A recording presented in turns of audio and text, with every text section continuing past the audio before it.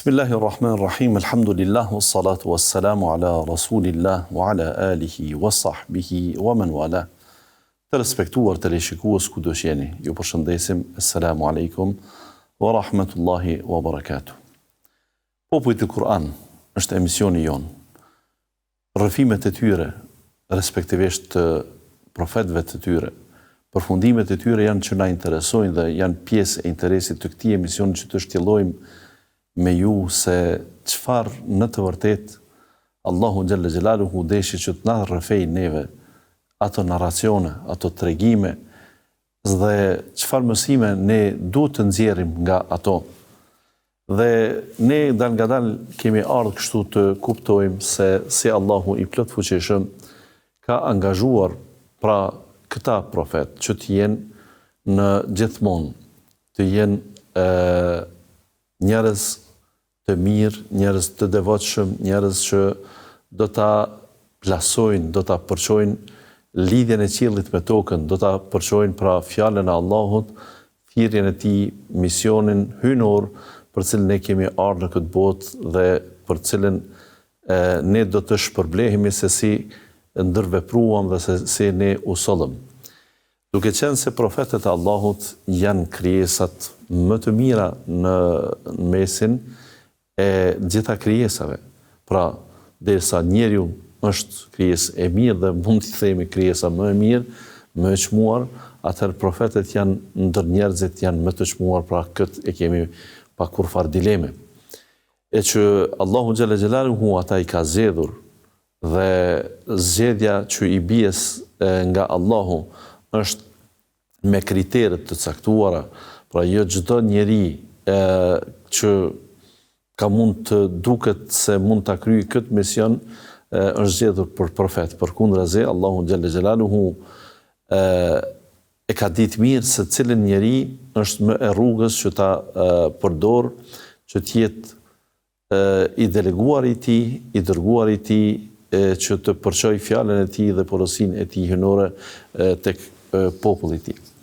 Mirë po, ne kem pa në javën e kaluar në emisionin e fundit të respektuar teleshikues se përkundër tentativave të ndryshme që profetët u munduan t'i përdorën polemikën profet të caktuar, përdorën pra provokimin e debateve për të pasë se cili është Zoti i vërtet, a mund të jetë një guri, një dru, a mund të jetë një planet apo një tjetër, a mund të jetë një pretendues që është Zot, në fakt ai nuk është në gjendje të lind diellin nga perëndimi, e që të ketë mbi zotrim mbi planetet e tjera pra. Gjitha këto u munduan profetët që i përdorin si argumente kundër në kuptim pra të argumentohen se ata që po pretendojnë se janë zota janë të kotë se nuk e kanë këtë mundësi. Allahu Gjelle Gjelaluhu her pas here këta profet edhe i ndihmoi edhe me mrekulli mbi natyrore që ata të kenë argumente kur thrasin se i takojnë Zotit i cili është Zoti i diellit dhe i hënës, Zoti i qiejve dhe i tokës dhe çka kanë mes tyre, që ata të kenë argumente të mbështetëse për fjalët e tyre, cilat argumente pra do të jenë, do të përdoren si mundësi që ata të verifikohen, të vërtetohen se janë pjesë e vërtet thirrjes së atij që është i superfuqishëm, e atij që është bizotrues, i atij që është meritor për t'u adhuruar, pra i Allahut subhanahu wa ta'ala. Kësaj pra profetët e Allahut u munduan që të kenë lloj-lloj metode. Në anën tjetër, ata u polemizuan nga popujt e tyre. Ata edhe u etiketuan her pas here. U provua që ndaj tyre të hidhen akuza prej më të ndryshmeve, se ata mund të jenë të çmendur, se ata janë të humbur, janë të devijuar, janë rrenacak, janë mashtrues, e tjera prej argumente që i përdornin në fakt ose fjalëve, mos themi argumente, por më mirë të themi fjalëve që ata i përdornin, por që mundoheshin të argumentonin her pas here para njerëzve të thjeshtë, rëndom, që eventualisht ata njerëz pra të mos bien prej dhe me ke thirrjes së këtyre profetëve, të mos i pasojnë. Kësaj pra ata u duken se janë njerëz që do ta humbin durimin dhe do të dalin nga vetvetja, por natyrisht që Allahu ata kur i kishte zgjedhur që të jenë profet, ata fillimisht ishin besimtar të denjtë të Allahu xhalla xhelaluhu dhe nuk ju bëhej vonë asgjë dhe për asgjë nuk vuanin në këtë drejtim. E atëherë të respektuar teleshikues, kur munguan të gjithë arsenali i angazhuar për të përballë me profetët, ata mbyten profetët. Filluan t'i vrisnin pra profetët, pejgamberët e Allahut, dhe kësaj ne përshkruam se çfarë kishte ndodhur me këtë mënyrë që Allahu xhalla xhelalu kishte përmendur. Sot kemi dëshirë që të vëmë në spikam arsyet pse u vranë profetët. Çfarë kishte ndodhur në fakt. Të respektuar teleshikues, në fakt profetët ishin, sikur përmenda në fillim, njerëz të mirë, njerëz të ndërgjegjshëm, njerëz të besueshëm. Ata kishin autoritet të mirë në mesin e familjeve të tyre, e fisit të tyre edhe mbar popullit.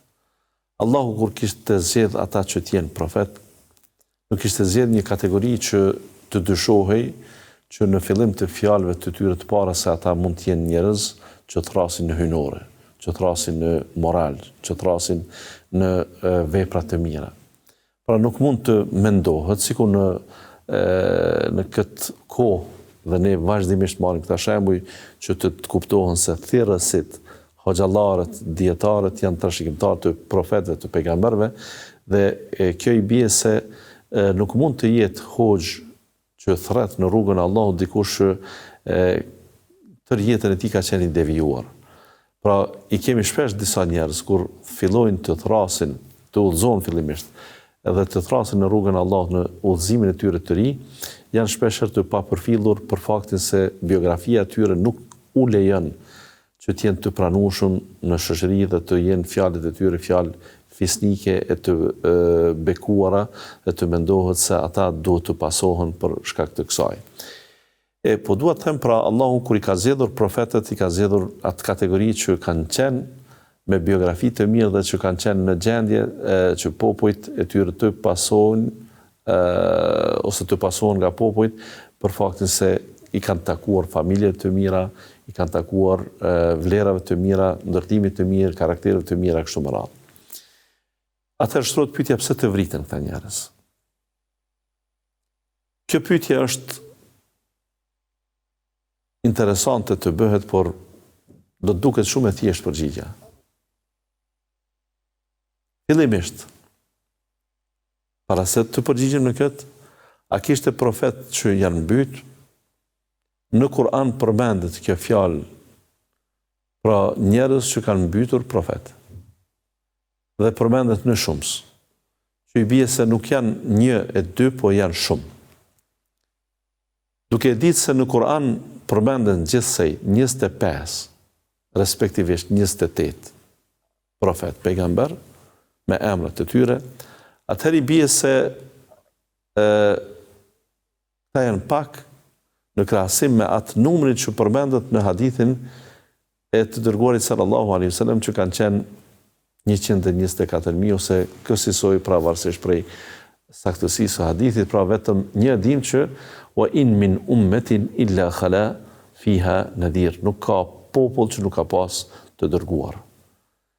Derisa popujt kanë qenë të shumt, dhe këtu me fjalën popull nuk është për qëllim të nacionaliteteve në bazat kombëtare të sotme, pra të thuhet shqiptar kanë pas një profet dhe kjo ka mjaftuar, por popull quhet banorët e një vendi në një kohë të caktuar. Pra për këtë edhe mund të ketë pas tek një komunitet në gjuhën e sotme, pra tek një nacionalitet disa profet. Pra njëri ka qenë në këtë periudhë, tjetri ka qenë në një periudhë të mbavanshme, vjen tjetri dhe vazhdon, ka raste që profeti është lidhur me profetin, janë takuar në një kohë ose ndoshta nuk janë takuar, por sapo ka vdek njëri, ka në jetë tjetri, sepse profetët kanë qenë njerëz dhe edhe ata janë shpenzuar, janë harxhuar, respektivisht kanë vdekur dhe janë ndruar gjeneratat e tyre. Pra, kësaj a ka pas pejgamber të vdekur, të mbytur? Po. Disa thonë 60 sosh janë të mbytur nga popujt e tyre. Disa thonë se ka shumë, përmendin me numra, disa nuk përmendin numra, por e rëndësishme është që ka me dhjetra pejgamber që janë mbyt, por ndoshta nuk janë nga ata të apostrofuarit në Kur'an, përpos që aludohet shumë fuqishëm se i tillë i mbytur ka qenë Zekeriaja a.s. dhe Jahjai a.s. domethënë djali i tij. E djali pra ka qenë i mbytur edhe para vet babës, pra Zekeriajit a.s. Sido që tjetë, pa u ndalë të kjo pjesë e detajshme e mbytjes së tyre, pra konstatojmë që fillimisht mbytje të profetëve ka pas, në këtë nuk kemi dilemë. E ajo dilema që për ne ishte pse u mbytën profetët, çka ndodhi që kjo kategori e shoqërisë që janë të mirë, që janë të besueshëm, që janë të pranueshëm, pse pikërisht këta të mbyten, pse pikërisht këta të psojmë, pse këta duhet të mos jenë më në jetë, ajo që ne metuam dhe dëshiruam që ta fokusojmë këtë pjesë, pra është pyetja kjo. Pse ndodhi një gjë të tillë? Fillimisht më falni për shembullin që do të marr nga jeta e përditshme.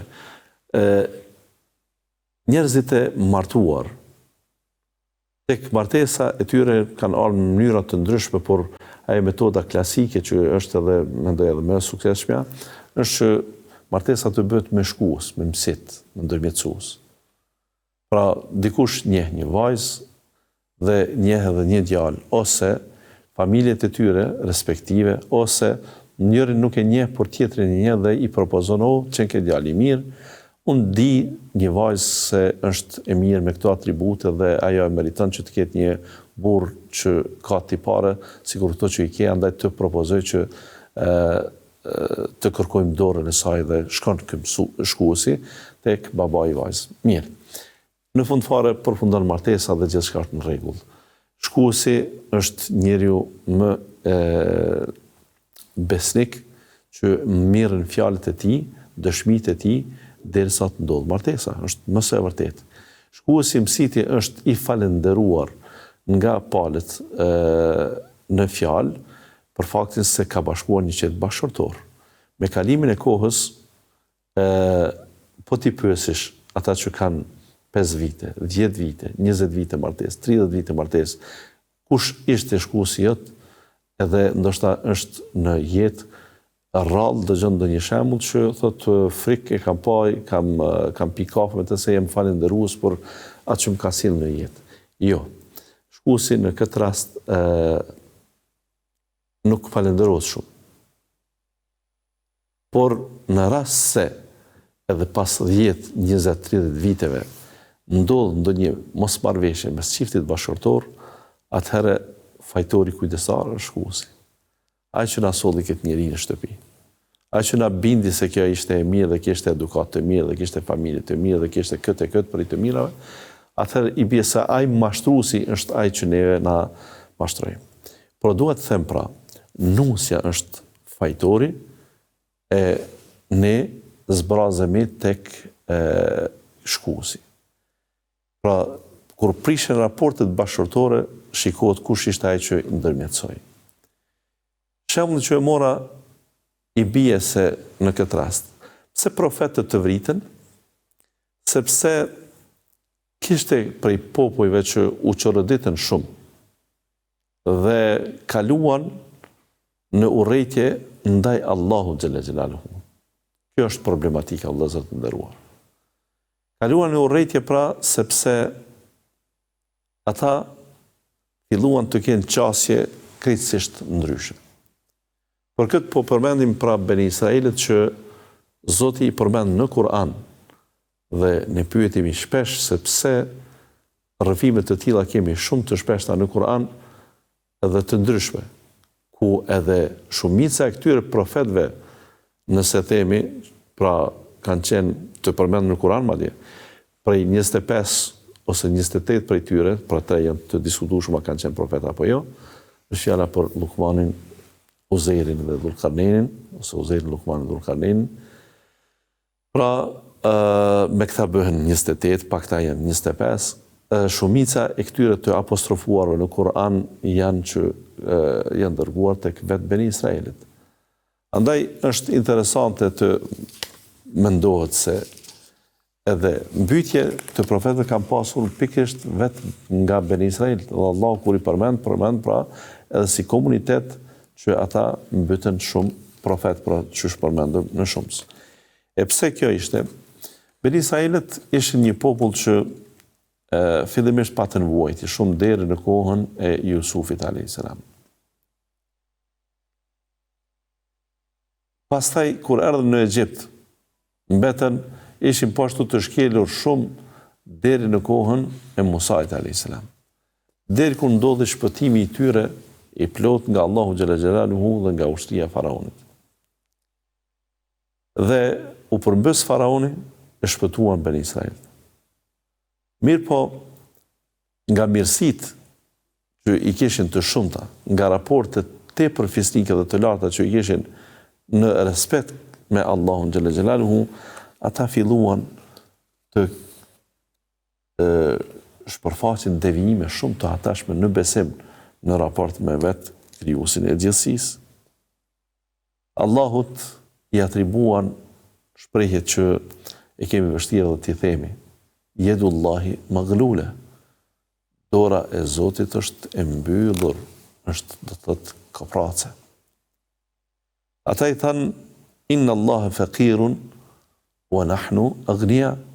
Padyshim Zoti është i varfër, i nevojshëm për diçka tjetër e ne jemi të pasur, ne jemi pavarur. Pra i atribuan pasurinë vetvetes dhe pavarshmërinë, ndërkaq varfërinë dhe varfëninë ja dhan Allahu xhalla xhelaluhu. Jo vetëm kaq.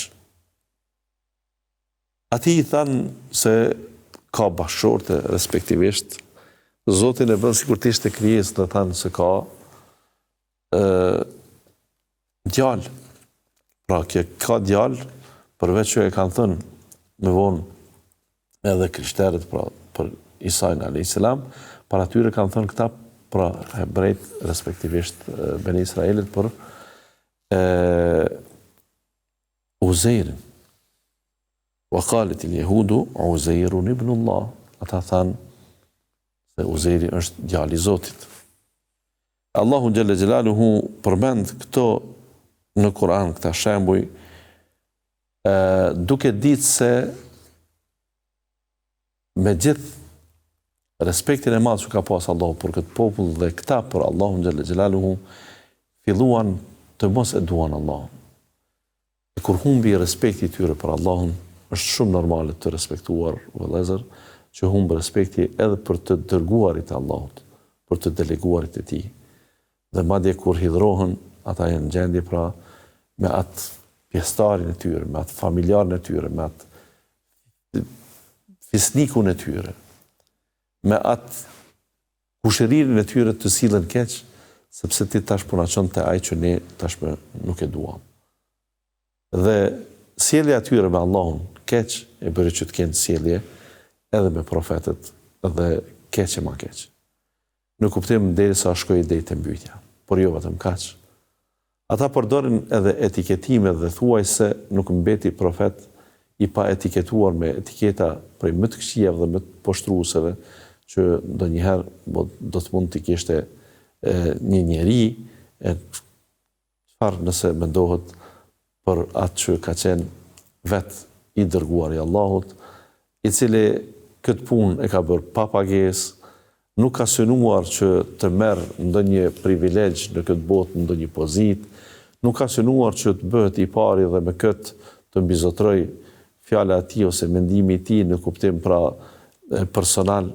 Përkundrazi, këtë e kanë bërë me shumë dinjitet, me shumë përkushtim, që njerëzit të nxjerrin nga errësirat e mosbesimit në dritën e besimit, që njerëzit të largojnë nga orientimi i gabueshëm i jetës në kësaj bote në orientimin e qëllueshëm të jetës së ahiretit, që është e përhershme dhe e amshueshme.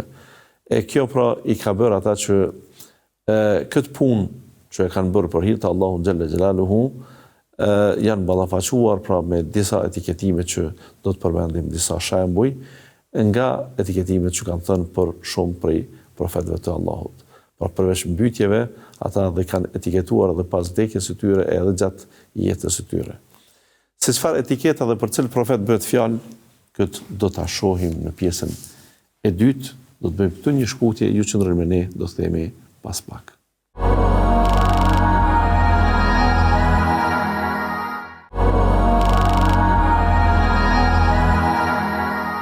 Të respektuar teleshikues, rikthehemi për të vazhduar me rrjedhën e misionit popujt në Kur'an. Ishim duke biseduar se pse ishte arsyeja, pse u vran profetët e Allahut, të cilët ishin thirrja e Allahut në tokë, ishin njerëzit më të mirë. Dhe përmendëm se ata u vranë sepse kishte popull që prishin në raportet me Allahun, pra nuk e besuan Allahun. Menduan për Allahun mendimet më të liga, më të ulta dhe rrjedhimisht edhe për profetet ashtu. Ajo që është më interesantja se vetë profetet u etiketuan njëri pas tjetrit, pra duke u thënë fjalë të cilat nuk u takojnë. Madje janë fjalë shumë kundërthënëse me vetë atë thirrjen e famshme që profetët e Allahut e kanë bërë. E unë do të përmendi disa prej shembujve me një përmendje të shpejtë, pra që kanë tubuar njerëzit dietarët në librat e Ben Israelve që janë thënë në formatët ndryshme. Kanë thënë për Nuhin a.s. për shembull, Nuhi a.s. ishte një profet që ishte dehur dhe në dehjen e tij në fakt ishte i pavëmendshëm, ishte zhvesh, ishte duk para fëmijëve të vet ose para njërit prej fëmijëve të vet që është Hami. Pastaj Hami kishte pa atë dhe kishte rrëfyer se si e ka pa babajin e tij lakuriç. Por përmendet një njëllosje në moral e cila në jetën e përditshme nuk do të ishte asgjë, por të thuhet për një pejgamber të Allahut, sikur ka qenë Nuhi a.s. me një thirrje që Allahu e lavdron shumë në Kur'an, madje e lavdron edhe familjen, atë pjesën e besimtarëve, kur thotë dhurrije të men hamelna ma'a Nuh, innehu kana abdan shakura. Allahu pra përmend edhe familjen e Nuhit që ne e bëm të hip në anije bashkë me te, pa dyshim që Nuhi ka qenë një rob falendërues. Allahu e përmend për së miri. Thonë për Lutin a.s. i cili po ashtu ka qenë njeri që ka përdor sipas tyre gjithnjë alkoolin, pra është dehur deri në masën sa ka bë imoralitet, zina, pra ka qëndëruar dy vajzat e tij. Në shembuj të këtij që Allahu xhalla xhelalu natyrshëm që i përgënjeshtron dhe nuk le hapësirë që të mendohet se kanë qenë të vërteta, megjithatë ata përshkruajnë ajo çfarë atyre ju teket në kuptim për etiketim të dhe duke thënë se edhe ai ka bërë këtë edhe atë. Kemi shembullin e Zekeriait dhe Jahjait, e të Isait, e të Mariemës. Gjithë këta po ashtu janë të etiketuar. Thonë pra ata Jahjain a.s. le që mbytën për e këputën kokën e tij. E me kokën e tij e vendosën dhe bën lojë para grave të pandershme.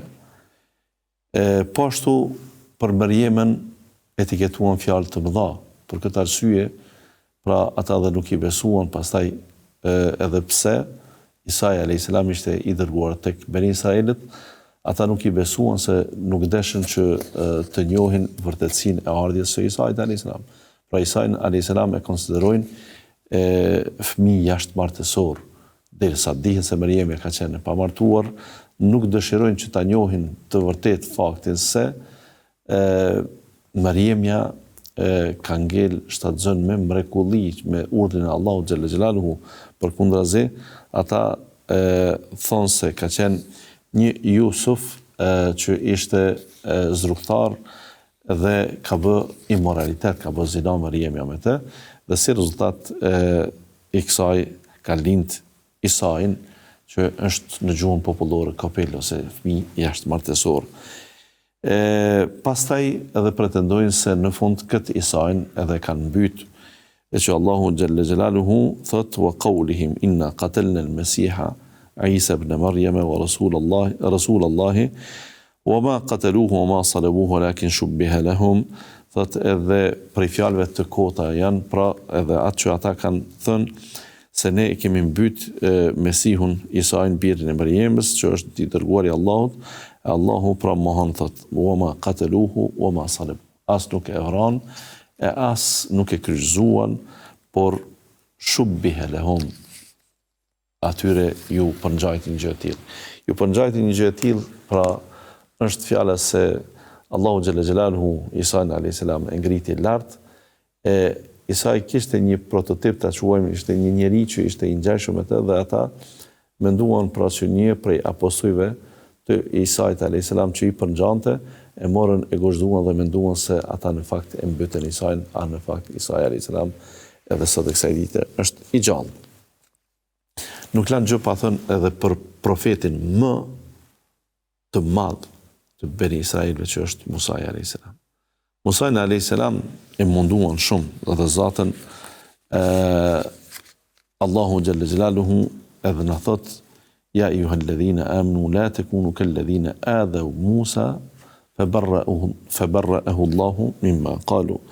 O besimtar, mos u bëni si ata që e munduan shumë Musain alayhis salam, edhe pse Allahu e pastroi Musain prej njollave të tyre. Ata munduan në forma të ndryshme Musain alayhis salam, por atë që duhet të përmendim prej me interesanteve është mosbesimi që e shprehen për vetë Musain alayhis salam, për gënjeshtimi që ja bën e kështu me radhë. Wa idh qala Musa liqaumi ya qaumi lima tu'dhunani wa qad ta'lamuna anni rasulullahi ilaykum. O popull, ju që keni pa me sytë e ju argumentet se si i kam gjunjëzuar, pra si ka gjunjëzuar Allahu xhalla xhelaluhu nëpërmjet meje, pra e keni pa se jam i dërguar dhe keni argumente të mjaftueshme se unë jam i dërguar tek ju, pse ju tash më lodhni mua, pse më mundoni mua kur ju një gjë të tillë e dini sakt. Falamma zaghu azagha Allahu qulubahum wallahu la yahdi al-qawm al-fasiqin. Ata kur devijuan, Allahu ja ndihmoi në devijimin e tyre, sepse Allahu nuk është që udhëzon popullin mëkatar. Musa alayhis salam pra ishte ballafaquar me kundërshtim, me djemallësi, me shpifje, e me shumë gjëra që në fakt nuk mund të imagjinohen. Imagjinoj pra njëra prej tyre kur i than ij'al lana ilahan kama lahum aliha, sa shpëtuan nga faraoni dhe e kaluan detin, i than Musait alayhis salam, hajt tash na bër edhe neve një zot, sikur që kur e pa një popull që adhuronin disa gur, disa idhuj, kur pretenduan se ata po adhurojnë zota dhe u kënaqën në atë adhurimin e tyre, hajtë edhe ti tash na bën neve një zot që ne ta adhurojmë. Madje edhe shkuan më larg. Kur shkoi Musa alayhis salam për të marrë thotë Teuratin, dhe gjeti se ata kishin ndërtuar një veç, kishin bërë një veç i cili ishte tmerr, dhe në praninë e Harunit alayhis salam, banorëtash e akuzuan edhe vetë Harunin se ai ishte adhurues i putave të tyre, do thotë e bën politeistë dhe Musa alayhis salam. Pastaj jo që i kërkuan të bën zot, por edhe than lan nu'mina laka hatta nara Allaha jahra. Nuk jemi në gjendje ne të besojmë ty, o Musa alayhis salam, derisa ta shohim Allahu xhalla xhelaluhu direkt, ta shohim pra pa perde. Dhe Allahu Gjelle Gjelaluhu ju tregoj se nuk është e mundshme. Nuk është e mundshme ta shehni Allahun, po hajt pra fandur ila al-jabali in istaqarra makanan fasawfa tarani, kështu pra këtë kodër, nëse ajo është në gjendje të përballoj, kur të zbulohet drita Allahu Gjelle Gjelaluhu, atëherë i bie se më keni pa mua. Kur ata ranë për tokë se si në shpejtësi të madhe nga drita e Allahut, nga drita e fuqishme e Allahut, u shkatrua tërësisht ajo kodra që ata panë dhe e panë vetën se ishin të gjithë të alivanosur, të rënë për tokë. Atëherë do të mund të imagjinohej pra se çfarë kërkesa për më të ndryshmeve kishin duke mos u ngop njëra me tjetrën. Idhhab anta wa rabbuka faqatila inna hahuna qa'idun. Hajtë dhe Zoti shkoni luftoni, ne do të qëndrojmë këtu, do të rrim këtu. Do të bëjmë mend çfarë etiketime për më të ndryshme. Pra kësaj ata etiketuan pejgamber të një pas njëshëm, duke thënë për çdo njëri prej tyre etiketa që ndoshta mendja e shëndosh njerëzore nuk do të mund t'i imagjinonte dhe t'i kapte si të vërteta. Imagjinoni, folën edhe për Davudin a.s., folën për Sulejmanin a.s. Thanë se Sulejmani ishte magjistar. Thanë se Sulejmani ishte martuar me gra politeiste. Dhe jo që ishte martuar me gra politeiste, po ai kishte filluar edhe t'i adhuronte putat e tyre, idhujt e tyre. Pra, menduan se Sulejmani a.s. pra ishte një politeist në vetbesimin e tij, a në fakt kjo s'ka të bëj absolutisht me realitetin e tillë. E akuzuan pra, siç përmenda, edhe Harun, edhe shumë profet të tjerë.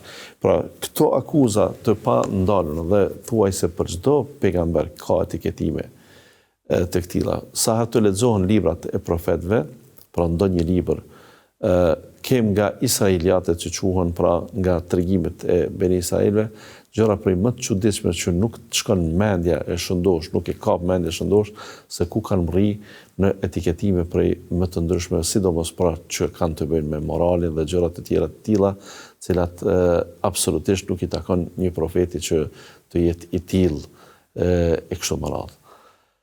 Allahu e din më së miri, por këto ishin disa shkaqe pra pse quan te mbytja e profetëve dhe cilat ishin metodat që u munduan pra ata t'i përdorin, në fakt ne do të vazhdojmë me tema të tjera që kanë të bëjnë me popujt në Kur'an, të cilat do t'i shtjellojmë në ditët në vijim.